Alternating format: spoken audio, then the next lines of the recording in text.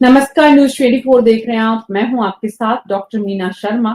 उत्तर प्रदेश की सियासत में एक लंबे समय से मांग वैसे तो पूरे देश में अलग अलग वर्गों में है, लेकिन उत्तर प्रदेश में जो पेंशन की मांग है 1,000 से 7,500, बजट से पहले बहुत चर्चाएं हुई देश में कि इस बार सरकार जो है वो ईपीएफ पेंशनर्स की जो लंबी मांग है उसको पूरा करने जा रही है।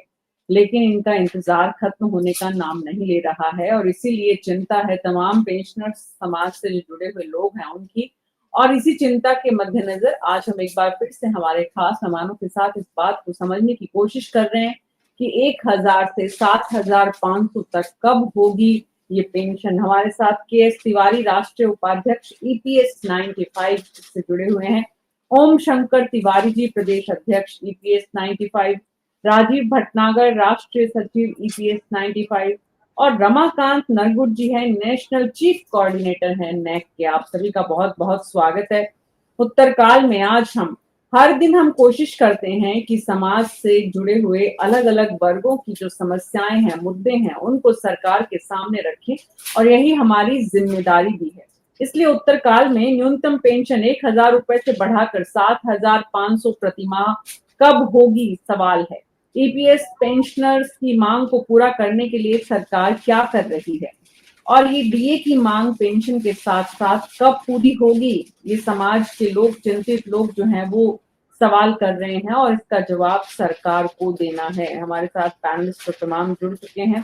के एस तिवारी जी, शुरुआत आपसे ही करती हूँ। एक बार पहले भी हमने चर्चा की थी और तब इस बात का बहुत खुलकर आप सब लोगों ने, जितने पैनलिस्ट थे उस समय, आप सब ने ये कहा था कि अभी इंतजार बहुत लंबा होगा। ऐसा नहीं है कि इसको लेकर चर्चा शुरू हो गई है, बजट से पहले इसको लेकर तमाम बातें हुई, लेकिन कहीं कोई नतीजा निकलता आपको दिख रहा है?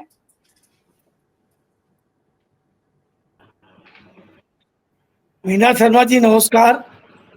सभी लोगों को नमस्कार, जुड़े हुए लोगों को।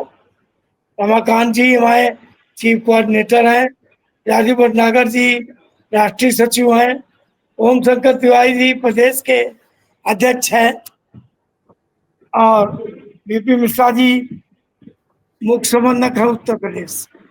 मैं कहना चाहता हूं कि जब से ये ईपीएफ 95 1995 में बनी, उसके बाद से 1917 से हमारे राष्ट्रीय अध्यक्ष कमांडर साहब ने बिगुल बजाया और पूरे देश को जगाया कि क्या स्थिति थी। केवल 500 रुपए में गुजारा होता था और 2013 में होशियारी कमेटी बनी। उसने कहा कि 3,000 प्लस डीए इन लोगों को दिया जाए, लेकिन वो भी सरकार नहीं मानी। और जब से हम लोग हर जगह धरना प्रदर्शन कर रहे हैं, पूरे भारत के 27 राज्यों में तहसीलों तक मेरा संगठन बना हुआ है, खड़ा है और चल रहा है। और यही नहीं, हमने पूरे देश को जगाया है हम लोगों ने। और प्रधानमंत्री से 2 बार मुलाकात की, 4 मार्च 2020 को, 5 अगस्त 2021 को। उन्होंने भी आश्वासन दिया और 8 फरवरी 2022 को स्वामीनाथन वित्त सचिव और नीलम शर्मी ईपीएफओ से 2-2.5 घंटे चर्चा हुई। उन्होंने सब आंकड़े देखे और माना। उसके बावजूद भी 3 श्रम मंत्री बदल गए, चाहे संतोष गंगवार हो, चाहे भूपेंद्र यादव जी हो और अब मनसुख मांडविया जी आए हैं। ये सभी लोग आश्वासन देते चले आ रहे हैं, कमेटी के कमेटी बनाते चले आ रहे हैं, लेकिन ये वृद्ध लोगों का दुख दर्द कोई नहीं सुन रहा है। मैं मोदी से कहना चाहता हूं, क्या 140 करोड़ जो आबादी है, इनके जनता है, क्या उसमें 78 लाख वृद्ध पेंशन नहीं आते जो 200 पर दिन मर रहे हैं? इनका दुख दर्द उनको सुनाई नहीं दे रहा, दिखाई नहीं दे रहा। ये सरकार क्या कर रही है? हम लोग बाकायदे वार्ता करते हैं, वार्ता में हल होके आता है कि अभी होने वाला है, अभी होने वाला है। आशा के घेर में हमारे पेंशनर जीवित हैं और 200 पर दिन मर रहे हैं। इसका दुख दर्द इस भारत की सरकार के कानों तक नहीं जा रहा है। आपके द्वारा हम इसको वहां तक पहुंचाना चाहते हैं कि वृद्ध लोगों को आशीर्वाद परिवार में मिलता है तो परिवार सुखमय होता है, और ये सरकार इन वृद्ध लोगों का आशीर्वाद के बजाय अब साफ क्यों लेना चाहती है, तो इनकी इसके लिए संख्या आपको तकरीबन ये जो पेंशनर्स हैं इनकी संख्या काफी बड़ी है तिवारी जी। जी 78 लाख संख्या है। हम्म, अगर इनके परिवार को जोड़ा जाए तो करीब 40-42 करोड़ वोटर हैं। उसके बाद भी ये सरकार हम पर ध्यान नहीं दे रही। जी ओम शंकर तिवारी जी, पूरी जी जिंदगी जी निकल गई आप लोगों की इस संघर्ष को करते करते। आखिर क्या मजबूरी है सरकार की कि बार बार इस पर कहीं एक बीच में छोटा सा लॉलीपॉप देने की बात होती है और फिर वापस भूल जाते हैं, सब फाइलें बंद हो जाती हैं। तो कारण क्या है इसका? वाकई में सरकार के पास खजाने में इतनी परेशानी है कि सरकार के लिए ये फैसला लेना इतना मुश्किल हो रहा है? जी जी नमस्ते सर जी, नमस्ते मीना जी। जी ये नमस्ते। पेंशन योजना, ईपीएस पेंशन योजना 16 नवंबर 95 से शुरू हुई थी। तब हम लोगों को बताया गया था कि ये राजकीय पेंशन से 10% अधिक लाभ इससे आपको मिलेगा, और हम लोगों को जोड़ा। हमारे वेतन से बराबर 95 से 417, 541, और अब सितंबर 14 से जो है 1250 रुपया हम लोगों का जो है ये पेंशन योजना में जाता है। पेंशन योजना में हमारा कम से कम 11 लाख करोड़ रुपया आज भी जमा है। उसके ब्याज से भी सरकार हमको 10 लाख पेंशन 10,000 रुपए प्रत्येक हमारे पेंशनरों को दे सकती है। हमने तमाम हर प्रकार के आंदोलन आदरणीय राष्ट्रीय अध्यक्ष कमांडर साहब जी के नेतृत्व में, आदरणीय वीरेंद्र सिंह राजावत जी के नेतृत्व में, कोई भी देश के अंदर ऐसा आंदोलन नहीं छोड़ा है जो हमने किया ना हो। चाहे रास्ता रोको आंदोलन हो, चाहे दिल्ली का में जंतर मंतर में आंदोलन रहा हो, चाहे रामलीला मैदान में भयंकर रैली निकालना हो, हम हर प्रकार से जमीनी स्तर से लेकर के हर प्रकार जिला, तहसील, डीएम, पीएफ कार्यालय, श्रम मंत्री, कोई भी किसी प्रकार का आंदोलन हमने छोड़ा नहीं। मेरी ताकत को देखते हुए आदरणीय हमारे राष्ट्रीय अध्यक्ष कमांडर साहब और राष्ट्रीय महामंत्री वीरेंद्र सिंह जी के नेतृत्व में, जैसा कि अभी हमारे राष्ट्रीय उपाध्यक्ष जी ने बताया, 2 बार प्रधानमंत्री जी से भी हमारी चर्चा वार्ता हुई, और प्रधानमंत्री जी ने पूरा आश्वासन दिया कि आपकी जायज मांगे हैं, हम आपकी मांगों को जल्द से जल्द पूरा करेंगे। इनकी सरकार के भी 11 साल हो गए, लेकिन आज तक हमारी मांगें पूरी नहीं हुई। यहाँ तक कि हमारे हर जिला हर सांसद महोदय को हमने ज्ञापन दिया और हमारे माननीय सांसदों ने मेरी बात को बड़ी अच्छी प्रकार से लोकसभा और राज्यसभा में रखा।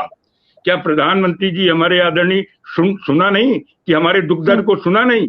हमारे रोज 200 पेंशनर मर रहे हैं। अब तो रास्ता एक ही बना है। आपके माध्यम से, आपके चैनल के माध्यम से कहना चाहते हैं कि हर प्रकार के आंदोलन करने के बाद हमने जब हम 1,000 रुपए में जी नहीं सकते हैं तो ऐसे जीने से क्या लाभ है? अब तो हमारे हजारों साथी ये चाह रहे हैं कि दिल्ली में जाकर के हम वहीं पे जो है अपनी जो है आत्महत्या करें।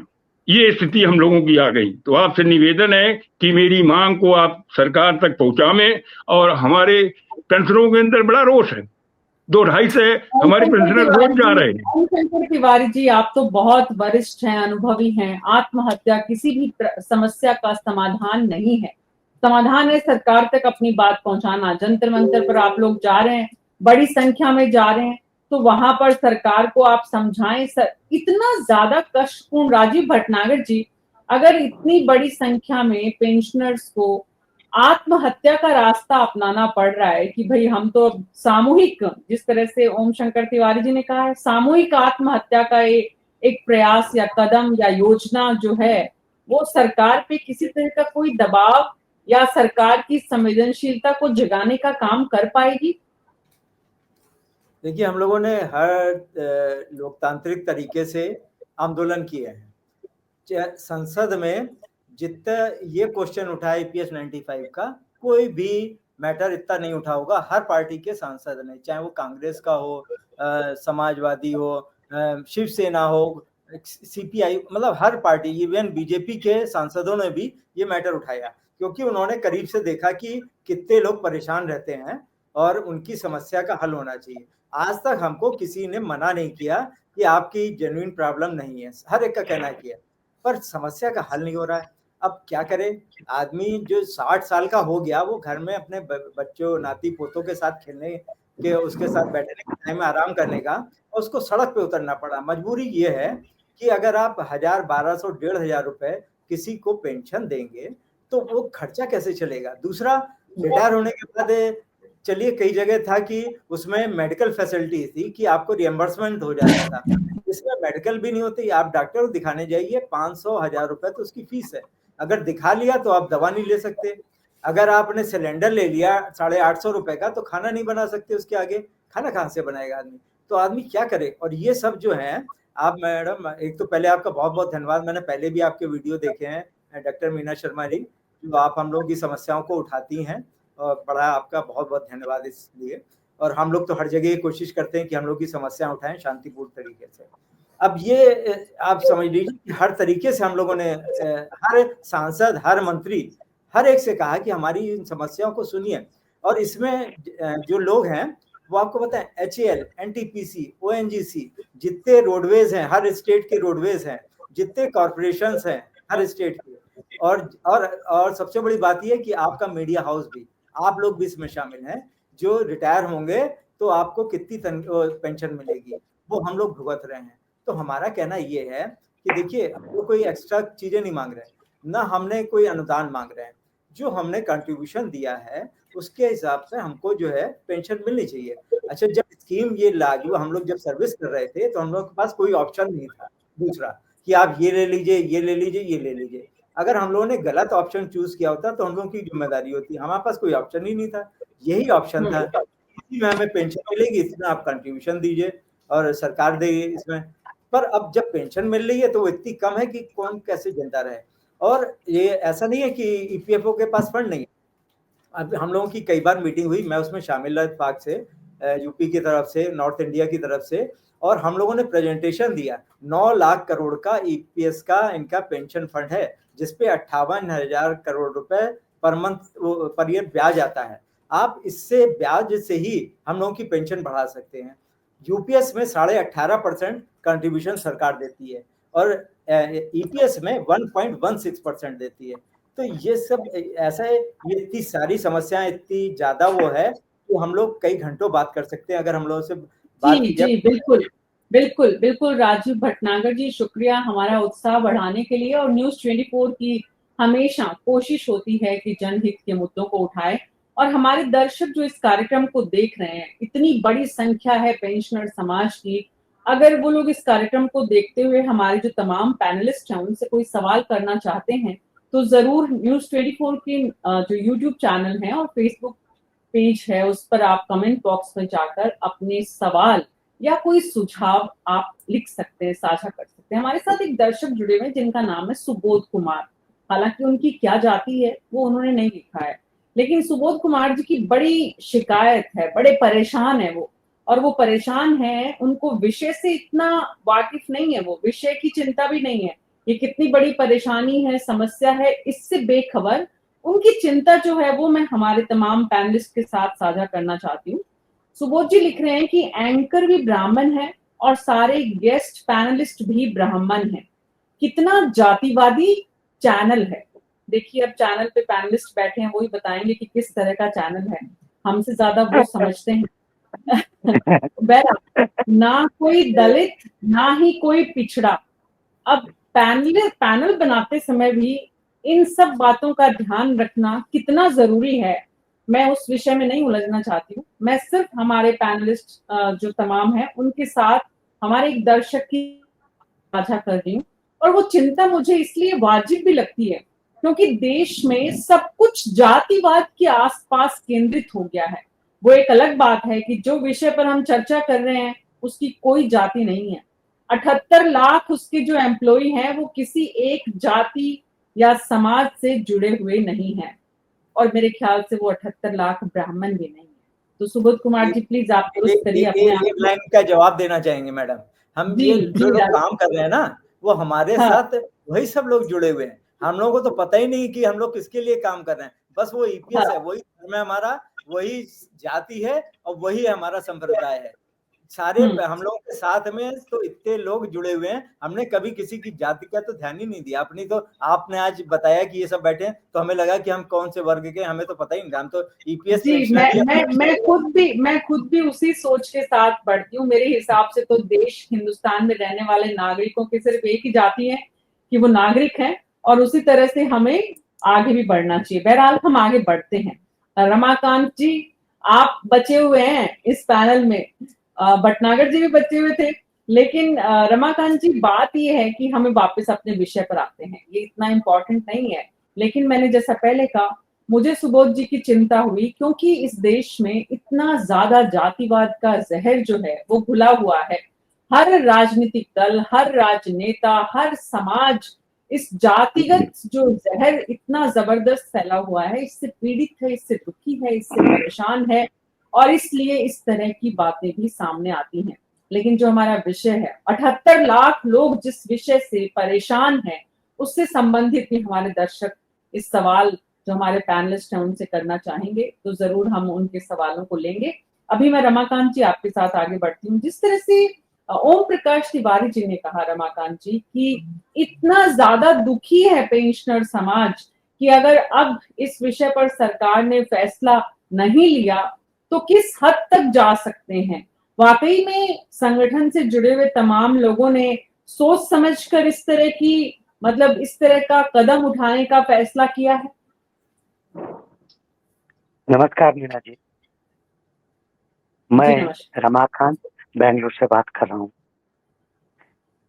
संघर्ष कभी भी एक महीने एक साल में नहीं हो सकता है। मैं एक प्रश्न पूछता हूँ, जब 1995 में ये पेंशन स्कीम शुरू हुआ, 2017 तक क्या भी मूवमेंट स्टार्ट नहीं हुआ।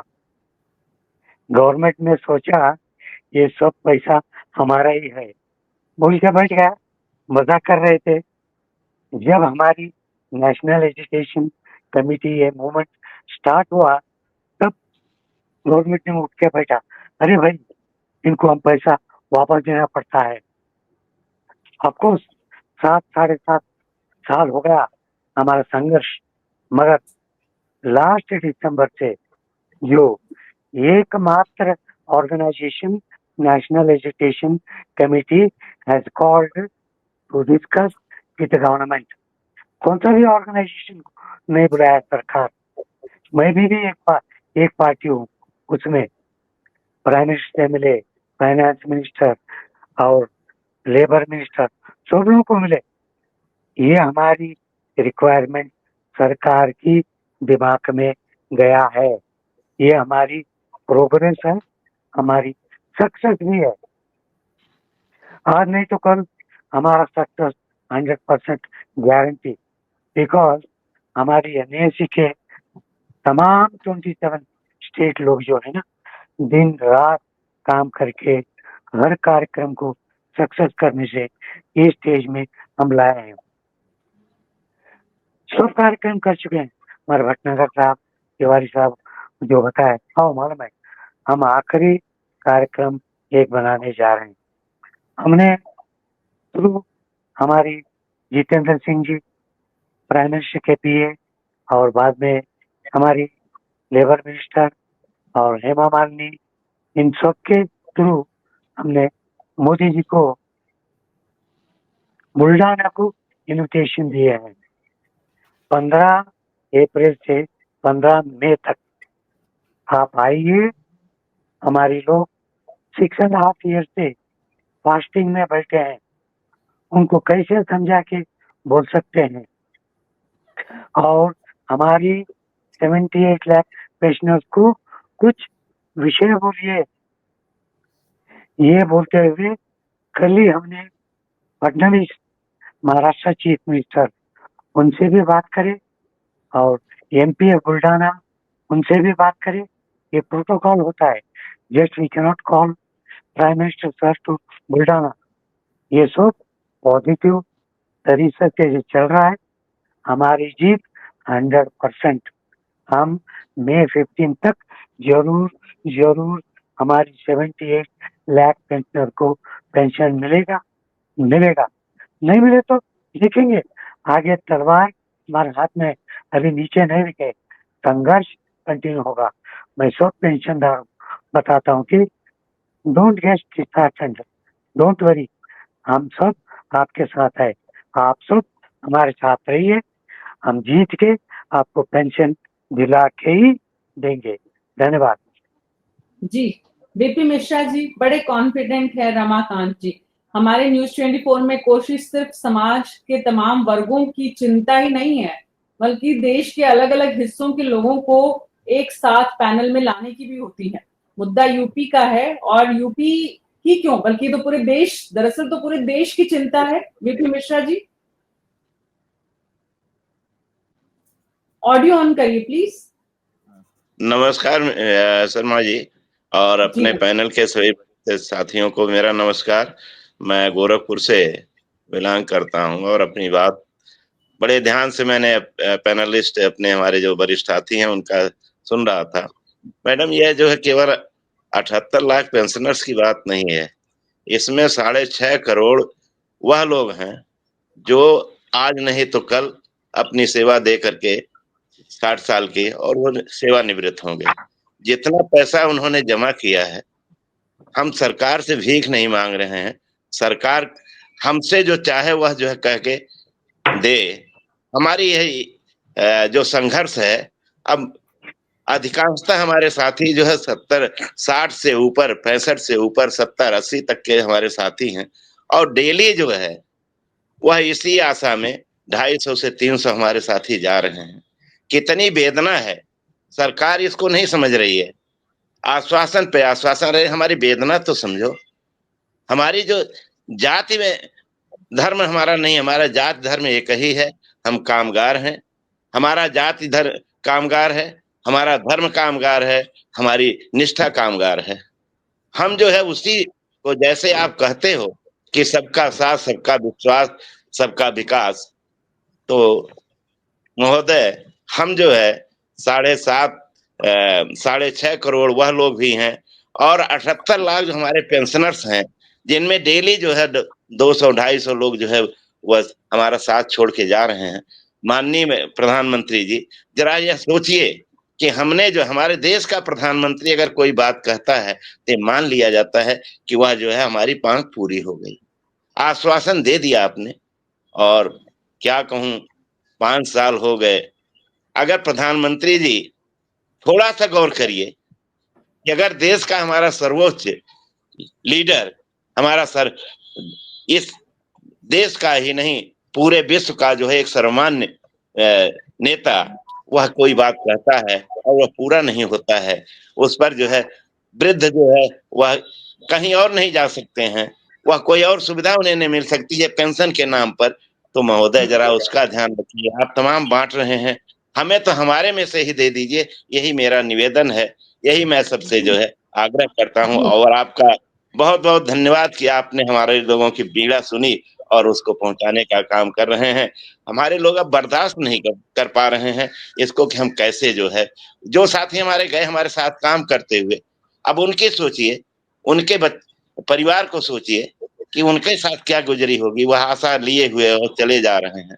हम भी जो है इसी आशा में आज 70 साल, 72 साल, 75 साल की हमारी उम्र हो गई, जैसा अभी हमारे प्रदेश अध्यक्ष जी ने कहा, वह अब निश्चित कर लिए हैं कि जो है अब हमें जो है इसी हालत में जाना है, तो क्यों ना हम आत्मोत्सर्ग करके ही जो है वह चले जाएं कम से कम।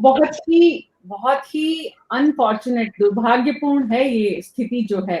देश के प्रधानमंत्री अपील करने के बाद, देश के प्रधानमंत्री से अपील करने के बाद और देश के प्रधानमंत्री के द्वारा वादा करने के बाद भी अगर केंद्र सरकार और राज्य की सरकारें, के.एस. तिवारी जी, यहाँ पर डबल इंजन की सरकार भी है, फिर परेशानी कहाँ है? ऑडियो ऑन करिए तिवारी जी प्लीज। जी जी। वास्तव में मीना जी, ये परेशानी प्रधानमंत्री के वादा करने के बाद प्रधानमंत्री से बड़ा ईपीएफओ लगता है। ईपीएफओ ने 3 श्रम मंत्री घुमा दिए और प्रधानमंत्री की बात का भी वजूद नहीं है कुछ। ये ईपीएफओ इतना बड़ा है, ये पैसा कहाँ फंसा रखा है हम लोगों का, जो पैसा नहीं निकल रहा है, और प्रधानमंत्री भी चुप है, जो उस पैसे को ले नहीं सकते। अरे भाई, मैं अपना पैसा मांग रहा हूँ, मैं भीख नहीं मांग रहा हूँ।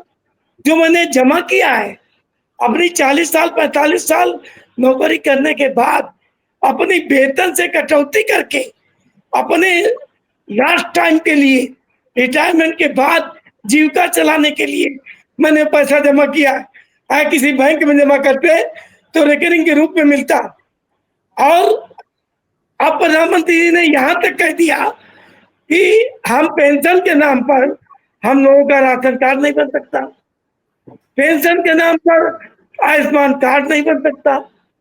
जब हम लोग नौकरी में थे तब तो हमारी सुविधा थी कि चिकित्सा सुविधा मिलेगी, और जब नौकरी से रिटायर हो गए, बीमारी ने घेर लिया, तब चिकित्सा सुविधा भी छीन ली गई। कितना बड़ा अंधेर है, आप ये सोचिए। आपके माध्यम से ही हम लोग आवाज उठाते हैं और सरकार तक पहुंचती है। अभी रोहतास सिंह ने, जो मुजफ्फरनगर करके हैं, जिला अध्यक्ष है हमारे, वो दुखी होकर के उन्होंने 10 अप्रैल को पीएमओ ऑफिस में आत्महत्या करने का नोटिस दे दिया। डीएम मुजफ्फरनगर ने बुलवाया, समझाया, तब वो किसी तरह माने उस बात को कि जीवन अमूल्य है। लेकिन जो मेरे 250-300 साथी जा रहे हैं, मैंने जंतर मंतर पर अनशन किया, आमरण अनशन किया, उसके बाद भी ये गुंगी बहरी सरकार नहीं समझ पा रही। क्या तो हम परेशानी क्या करें? ओम शंकर तिवारी जी, 6 करोड़ वोटर डायरेक्टली जिस समस्या से जुड़े हुए हैं, उसके बाद भी प्रधानमंत्री इस बात को सुन नहीं पा रहे या उन तक पहुंच नहीं पा रही। समस्या आ कहाँ रही है दरअसल? जी जी जी जी मीना जी, समस्या कोई नहीं है। समस्या जिस दिन प्रधानमंत्री जी ये सोच लेंगे कि हमको करना है। अब हम लोगों की तो व्यवस्थाएं मीना जी ऐसी हो गई हैं कि एक तो जब 1000 से 2500 तक हम लोगों को पेंशन मिल रही है, तो हमारा सामाजिक भी तिरस्कार है, घर में भी तिरस्कार है, रिश्तेदारों में भी तिरस्कार है। कोई हम लोगों की बात सुनने वाला घर परिवार में भी नहीं है।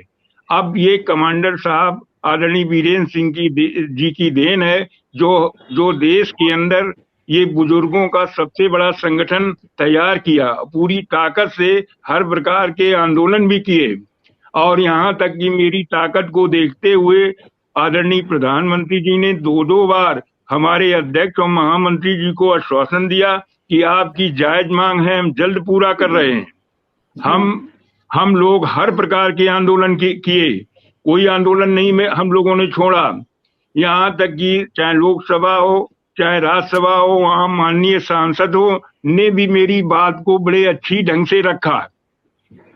फिर भी जो है हर स्तर पर वार्ताएं हुई, चाहे पीएमओ के मंत्री रहे हो, चाहे वित्त मंत्री रहे हो, और श्रम मंत्री से तो 18 बार हमारे आदरणीय राष्ट्रीय नेताओं से चर्चाएं हुई, और उन्होंने मेरे आंदोलन को रोका। जब हम लोग 31 जुलाई को आंदोलन जंतर मंतर में कर रहे थे, तो उनकी सूचना है कि आप लोग वृद्ध हैं, आप लोग आंदोलन ना करें, मैं आपकी मांगों को जल्द से जल्द पूरा कर रही हूँ। आज भी 10 महीने हो गए श्रम मंत्री जी के आश्वासन पे। आज भी जब भी मिलो यही कि आपका काम हम कर रहे हैं। हम और हमारे लोग 250 लोग जा रहे हैं, अब कोई रास्ता नहीं। हर दिन 250 लोग जा रहे हैं, और निराशा इस बात की है कि ये संख्या जो है वो बहुत बड़ी है।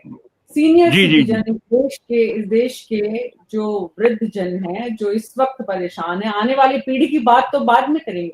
आज तो बात हो रही है आप लोगों की। राजीव भटनागर जी, पीएम प्रधानमंत्री नरेंद्र मोदी तो जाने इस बात के लिए जाते हैं कि वो सख्त फैसले लेते हैं और वो ऐसे चौंकाने वाले फैसले लेते हैं, आपके मुद्दे पर वो फैसला ले नहीं पा रहे हैं, तो कोई तकनीकी कारण भी, कोई ऐसी समस्या भी है जो सरकार को समझ नहीं आ रही कि समाधान करें तो करें कैसे?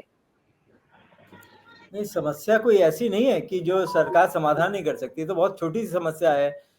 इसको ईपीएफओ और श्रम मंत्रालय मोल्ड करके, मिसगाइड करके बराबर बताए रहे हैं। और ऐसा नहीं है, अगर प्रधानमंत्री एक बार कहते हैं कि ये पेंशन बढ़नी है, तो ये ईपीएफओ भी वही रिपोर्ट देगा और श्रम मंत्रालय भी वही रिपोर्ट देगा।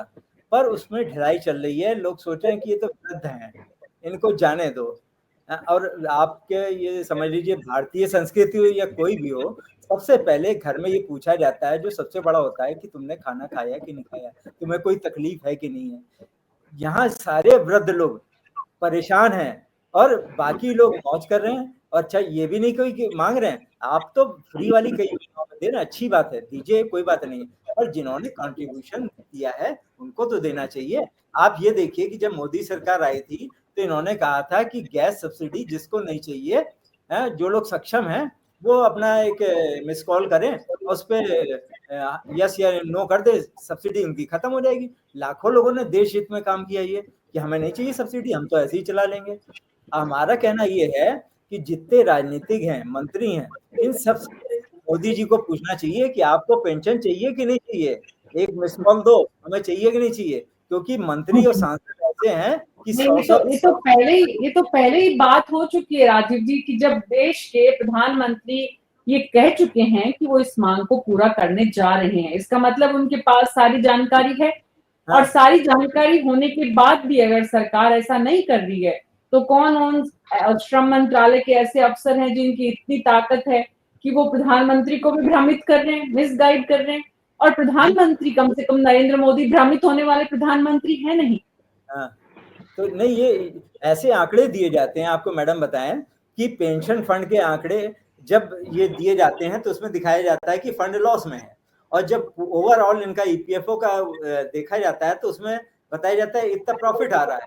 तो ये ऐसा कंफ्यूजन कर दिया जाए, एक्चुअलीज जो रखे गए हैं, वो उनका काम ही यही है। उनको लाखों रुपए जो तनख्वाह मिल रही है, वो यही है कि ऐसे आंकड़े वो प्रस्तुत करते हैं कि हर एक की हिम्मत नहीं पड़ती कि ये फंड लॉस में ना आ जाए। और जबकि हमने बताया 58,000 करोड़ रुपए आपको इंटरेस्ट मिल रहा है, और इतना बड़ा फंड है, दुनिया का सबसे बड़ा फंड ईपीएफओ का है, इतना बड़ा फंड किसी का नहीं है। पर जो उसके पेंशनर हैं, सबसे ज्यादा भुखमरी में वही हैं। अब वो कुछ ये कर नहीं सकते। विरोधाभास क्यों है रमाकांत जी? इस विरोधाभास की बड़ा कॉन्ट्रडिक्शन है, क्यों? ये फिरोज, ये मैं इसके बारे में बताना चाहता हूँ। मैं तो बहुत ही लेबर मिनिस्टर को देखा हूँ। ये हमारी मूवमेंट के दरमियान 4-5 लेबर मिनिस्टर, जो पहले वाले लेबर मिनिस्टर जो काम करे, हमारे वास्ते कुछ भी काम नहीं करे। ये हमारे मनसुख मांडविया जी, जो सीरियसली जो लेके काम करे हैं, उसके ऊपर हमारी बड़ी आशा उठते बैठे हैं। हमने 1 घंटा power point presentation Mansukh Mandaviya को बताए, कितना फंड है, क्या देना, क्या नहीं, हमने बताया उनको। हम सिर्फ प्रॉब्लम बोलने के लिए नहीं आते, हम सॉल्यूशन भी लेके आते। कैसा पेंशन देना, कैसा फंड मैनेजमेंट करना, ये बोलने के बाद मनसुख मांडविया ने 100% कॉन्फिडेंस दिया है। पेंशन एक ही नहीं है, अच्छे अच्छे स्कीम करने का भी प्रपोजल दिया है। हमारी आशा एग्जिस्टिंग लेबर मिनिस्टर के ऊपर बहुत बड़ा है। और हमारी फाइनेंस मिनिस्टर भी जो पेपर आता है, मैं उसको साइन करता हूँ, वो भी बोला है जल्द से जल्द हमारा काम जरूर होता है। जी, बीपी मिश्रा जी, लगता है आपको जितने कॉन्फिडेंट रमाकांत जी हैं, सरकार वाकई में भीतर खाने आपकी बातों पर जल्दी से काम कर रही है और इस दिशा में कुछ सकारात्मक परिणाम देखने को मिलेंगे। यार, हमारे जो लीडर हैं, मैं आदरणीय रमाकांत जी बहुत ही कॉन्फिडेंस से कह रहे हैं, हमें उन पर विश्वास है। लेकिन आज राजनीति जिस दिशा में चल रही है मैडम, वह दिशा जो है, अभी हमारे एक साथी ने कहा, इसमें वह कोई जो है वो भी और फलाना दिमागा जो है नहीं। राजनीति इस दिशा में हर घर में, हर बच्चे में, हर जो है जगह जो बैठ चुकी है। और यही एकमात्र कारण है कि सारी चीजें होने के बाद भी सरकार को ये लगता है हमें जो वोटर, हमें सरकार में जाने में कोई रोक नहीं पाएगा। यह सत्य है। अगर वो चाहे 11 महीने का, 10 महीने का समय बीत गया, आज तक जो है जितने भी स्टैंडिंग कमेटी गवर्नमेंट ने बनाई, उन स्टैंडिंग कमेटी की रिपोर्ट पर जो चर्चा तक नहीं होती है। इतने सांसदों ने उठा लिया, अगर वो चर्चा होती, हमें संतोष होता कि वो स्टैंडिंग कमेटी ने जो रिपोर्ट दी उस पर चर्चा हुई और उससे जो है सरकार कुछ जो है हमारा हल करती है। इतना ही, अभी जो स्टैंडिंग कमेटी आई है उसने भी रिपोर्ट अपने 28 मार्च को राज्यसभा और लोकसभा में दे दिया। क्या हुआ? अब जो है आगे जो मानसून सत्र है उसमें होगा कि नहीं होगा, गवर्नमेंट निर्णय जो लेना है वो ले रही है। हमारा भी निर्णय ले, हमें कोई ऐतराज, हमें तो और भी हम उसको जो है धन्यवाद देंगे, उसके लिए जो हम वाह वाह करेंगे, हम उसका जय जयकार करेंगे। हमारे आदरणीय रमाकांत जी ने जो कहा, हमारे जो राष्ट्रीय अध्यक्ष, राष्ट्रीय महासचिव ने जो प्रयास कर रहे हैं, हम उनके लिए ऋणी हैं और जो है अपने साथियों के लिए भी ऋणी हैं। उन्होंने जो है अपना अटूट विश्वास उनको समर्पित किया है, लेकिन अब धैर्य टूट रहा है। धैर्य की एक सीमा होती है, धैर्य खत्म हो रहा है और उम्मीद करते हैं। बहुत बहुत शुक्रिया आप सबका इस चर्चा में शामिल होने के लिए। आप सबकी बात देश के प्रधानमंत्री तक पहुंचाएं, ये न्यूज़ 24 की कोशिश है। देश के प्रधानमंत्री आपकी बात सुने, ये हम भरोसा करते हैं।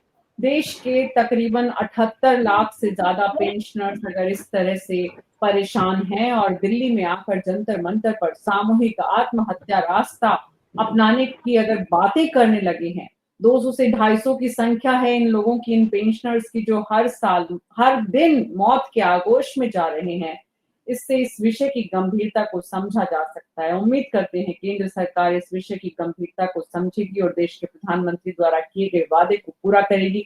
न्यूज़ 24 का मकसद है समाज और सरकार के बीच की खाई को पाटना, ताकि समाज में जो कुछ घटित हो रहा है वो सरकार ना सिर्फ जाने समझे बल्कि उस पर अमल भी करे। न्यूज़ 24 पर अभी मेरे साथ इतना ही। नमस्कार।